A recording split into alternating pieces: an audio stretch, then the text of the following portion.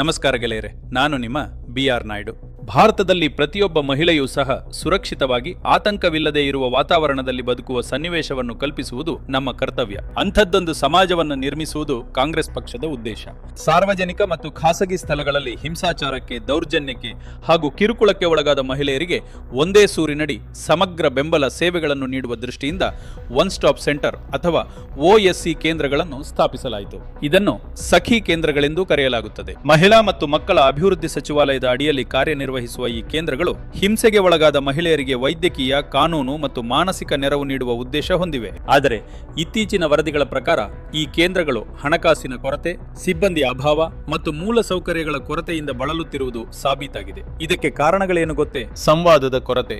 ಸರ್ಕಾರವು ತಳಮಟ್ಟದ ವಾಸ್ತವಗಳನ್ನು ಅರಿಯಲು ಪ್ರಯತ್ನಿಸುತ್ತಿಲ್ಲ ಮತ್ತು ವಿರೋಧ ಪಕ್ಷಗಳ ಅಥವಾ ತಜ್ಞರ ಯಾವುದೇ ಸಲಹೆಗಳನ್ನು ಸ್ವೀಕರಿಸುತ್ತಿಲ್ಲ.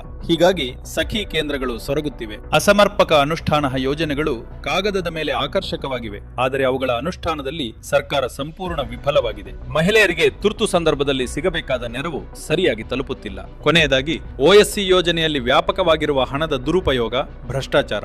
ಮಹಿಳಾ ಸುರಕ್ಷತೆಗಾಗಿ ಮೀಸಲಿಟ್ಟ ನಿಧಿಯನ್ನು ಸರಿಯಾಗಿ ಬಳಸಿಕೊಳ್ಳುತ್ತಿಲ್ಲ.